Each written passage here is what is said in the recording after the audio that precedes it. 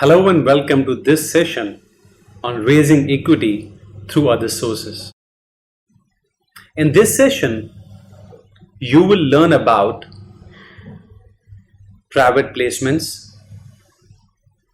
qualified institutional placements, venture capital, and follow-on public offer. Let's begin with private placement. A private placement is a capital raising structure which involves the sale of equity to a small number of private investors such as mutual funds, large banks, and insurance companies. The target investor are a small number of chosen investors. This method is generally cheaper than an IPO. The advantage is that securities do not have to be registered with SEBI or SEC and are subject to regulation under Regulation D and Securities Act of 1933 in the US. Different rules under Regulation D provides stipulation for offering a private placement, such as the required financial criteria for investors or solicitation allowances. Investors could be banks, insurance firms, or pension funds. In many cases, detailed financial information is not disclosed, and the need for a prospectus is waived. Since the placements are private rather than public, the average investor is only made aware of the placement after it has occurred. Qualified institutional placement, or QIP, is a capital raising tool used in India and Southern Asia, where a listed company can issue equity shares to qualified institutional bidders at a pre-decided price. Qualified buyers are those who are deemed financially sophisticated and are legally recognized by security market regulators to need less protection from issuers than most public investors. In the Indian context, SEBI allows an Indian listed company to raise capital from its domestic markets without the need to submit any pre-issue filings to market regulators. Indian companies were accessing international funding via issuing securities such as American Depository Receipts, also known as ADRs, in outside markets. This was seen as an unwanted export of the domestic equity market.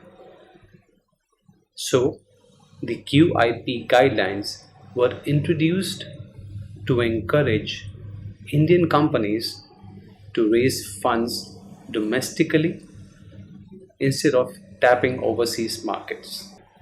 Coming to venture capital.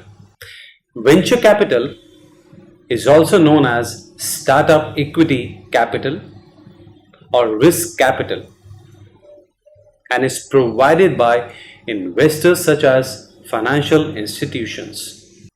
It usually comes from venture capital firms that specialize in building high-risk financial portfolios. So how does venture capital industry work? Venture capitalists borrow money from private investors as well as issue IPOs to gain capital from investment bankers. Entrepreneurs, on the other hand, have ideas that they pitch to venture capitalists.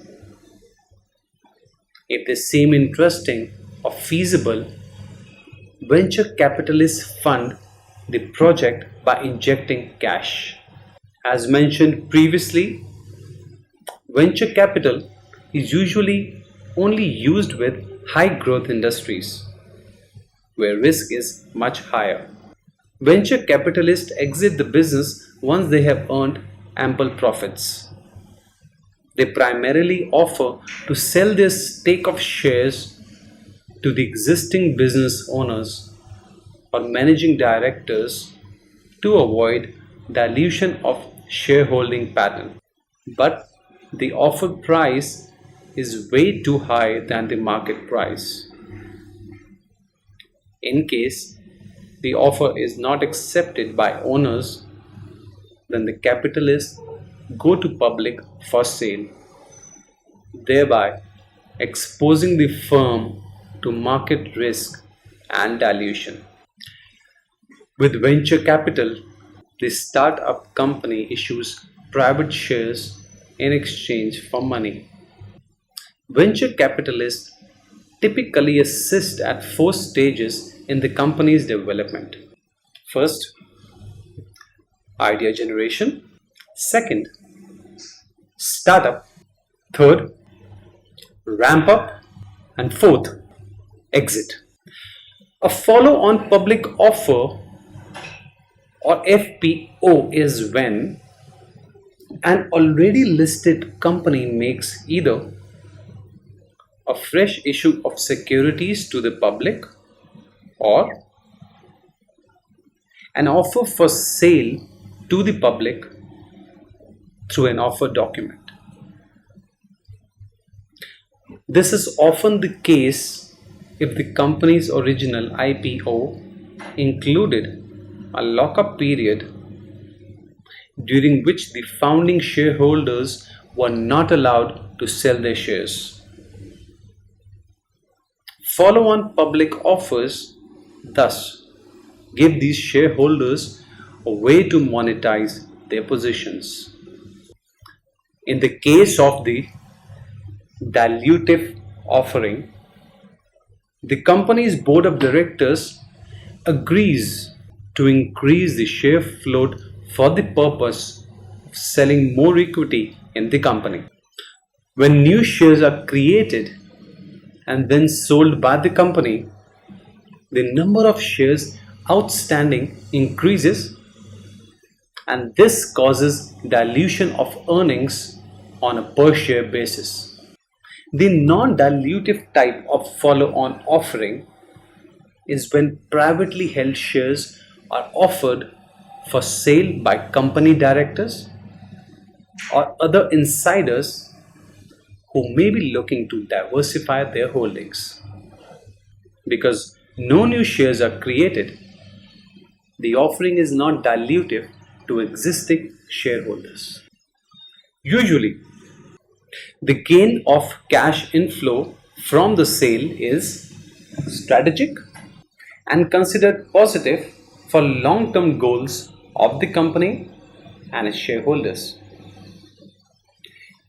This new inflow of cash might be used to pay off some debt or used for needed company expansion. We have now reached the end of the session. We hope you found it insightful. Thank you for your time.